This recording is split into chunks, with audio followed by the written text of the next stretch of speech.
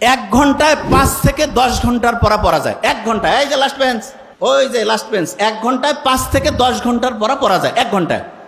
সকালে উঠে কোরআন শরীফ পড়ে যদি আমি বই পড়ি, লাভটা কি সেটাকে বুঝতে হবে। কোরআন শরীফ যখন আমি পড়বো, নিউ ইয়র্ক টাইমসের নাম শুনছি আমরা। নিউ ইয়র্ক টাইমস একটা খুব বড় রকমের হচ্ছে পত্রিকা। সেইখানে একটা আর্টিকেল ছাপানো হয়েছে এরকম, যে ব্রেইনটা এমন একটা অবস্থা আছে, যেই অবস্থায় পৌঁছলে পড়ে এক ঘন্টায় 5 থেকে 10 ঘন্টার পড়া যায়। এক ঘন্টায়, এই যে লাস্ট বেঞ্চ, ওই যে লাস্ট বেঞ্চ, এক ঘন্টায় 5 থেকে 10 ঘন্টার পড়া যায় এক ঘন্টায়।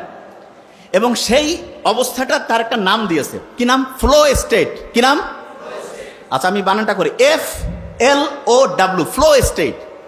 তা ওরা ফ্লো স্টেট তৈরির জন্য 5টা উপাদানের নাম বলছে। কয়টা উপাদান? 5টা উপাদান।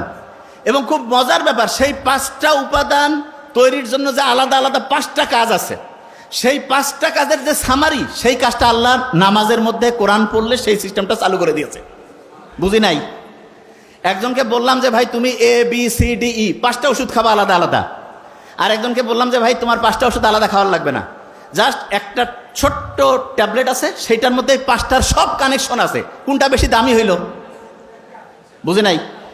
একজন ডক্টরের কাছে গেছে, 5টা আলাদা আলাদা ওষুধ দিছে। আরেকজনের কাছে গেছে, বলছে তোমার এই 5টা খাওয়া লাগবে না, একটা খাইলেই 5টার কাজ করবে। তাহলে কোনটা বেশি ভালো ডাক্তারই হইল? ওই একটা কাজ হচ্ছে নামাজ পড়া, কোরআন পড়া। কোন কাজ?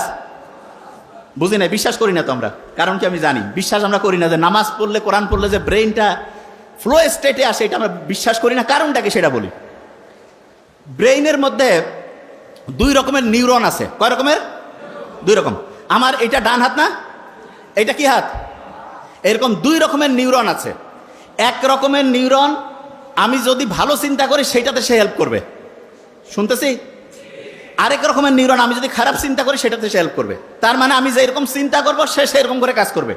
তাহলে আমি যদি চিন্তা করি যে আমার ব্রেন অসাধারণ, তাহলে ভালো পক্ষের যে নিউরন সেটা হচ্ছে তোমাকে সফল করার জন্য সে পজিটিভলি কাজ করবে। আর আমি যদি চিন্তা করি না আমার ব্রেন ঠিকভাবে কাজ করে না, আমার মাথার মানে হচ্ছে শক্তি কমে গেছে, আমার খেয়াল থাকে না, তাহলে ওই নিউরন, যে নিউরনটা খেয়াল না রাখতে তোমাকে হেল্প করবে, সেইটা কাজ করবে। তাহলে আল্লাহ যে সবসময় ইসলাম যে বলছে যে তুমি সবসময় ভালো চিন্তা করো, ভালো কথা বলো, ভালো উপদেশ দাও, এইটাতে আমাদের কি পজিটিভ ভালো কাজ করে, সেই নিউরনগুলো কাজ করে না খারাপ কাজ করে? সেইটা কোনটা? ভালো কাজ। তাইলে আমি ভালো কথা বললে, অন্যের উপকার করলে, ভালো চিন্তা করলে আমার পজিটিভ নিউরনগুলো কাজ করবে না নেগেটিভগুলো? পজিটিভ। একজন যে অসাধারণ হয়, তার কি নেগেটিভ নিউরন কাজ করে না পজিটিভ? পজিটিভ। আচ্ছা, এবার এই যে ঈদের সময় মানুষ লঞ্চে করে যায় না বাড়ি, ঈদের সময়? তা আগে তো ঈদের সময় দেখা যাইতো লঞ্চ এত বেশি জ্যাম প্যাক থাকতো যে মানুষজন হচ্ছে যে মানে জায়গায় পাইতো না।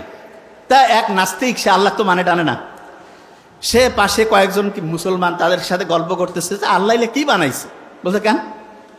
বলছে দেখো তো, এই যে বড় বড় যে চায়না, জাপান, আমেরিকা, এরা যে বড় বড় এরকম জাহাজ, তারপরে হচ্ছে যে এরকম ফেরি, বড় বড় বিমান টিমান যে বানায়, এগুলো দেখা যায় যে ওই বিভিন্ন ফ্যাক্টরির মধ্যে তৈরি করে, আলাদা আলাদা পার্টস থাকে, তারপরে সেই পার্টসগুলো এসে এক জায়গায় জোড়া দিয়ে একটা জায়গায় সুন্দর করে চলতে থাকে।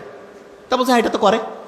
বলছে আল্লাহ যদি এরকম করতো যে আমাদের হাতগুলো আলাদা খুলে রাখা যাইতো, পাগুলো আলাদা খুলে রাখা যাইতো, শুধু মাথাটা আর একটু বুক পর্যন্ত, তাইলে সবাই অল্প জায়গার মধ্যে হইতো, আর ওগুলা সবাই ব্যাগের মধ্যে জোড়া করে রেখে বাড়িতে নামার পরে আরাম করে আবার লাগাই দিয়ে চলে যাইতো। তো নাস্তিকের এই কথা শুনে কে আর কি কবে? সবাই কাছে আসলে আল্লাহ ধ্বংসই করে দিছে। ফজরের ওয়াক্তর সময় সেই নাস্তিক ঘুম থেকে উঠছে, উঠার পরে আশেপাশে যে আছে সবাইকে ডাকতেছে। ডাকার পরে বলতেছে ভাই আমাকে উজু করার সিস্টেম শিখাই দাও। বলছে কেন? কয় ভাই আমি যা করছি জীবনে বড় ভুল করছি, এখন আমাকে ঠিক হওয়া লাগবে। কেন, কি হয়েছে? বলছে গতকালকে আমি বললাম যে আল্লাহ যদি এরকম প্রত্যেকটা হাত পা আমার আলাদা আলাদা করে ছোট ছোট করে, ওই যে বড় গাড়ির যেমন স্ক্রু আলাদা করে খুলে খুলে ব্যাগের মধ্যে রাখা যায়, সেই সিস্টেম যদি আল্লাহ করতো, আর আমিও তো নিশ্চয়ই তাহলে ব্যাগের মধ্যে ওইটা রাখতাম। তা ব্যাগেরটা গতকাল যে ব্যাগের মধ্যে আমি আমার হচ্ছে টাকা পয়সা আর কাপড় চোপড় রাখছি, ওই ব্যাগ তো হারাই গেছে। যদি আমার ওই হাত পা ওই ব্যাগের মধ্যে রাখতাম, তাহলে এটা তো নাই হয়ে যেত, আমি বাড়ি যাইতাম কেমন করে? বলছে আমি ভাই যা করছি ভুল করছি, নামাজ পড়বো, আল্লাহকে এখন থেকে ডাকবো।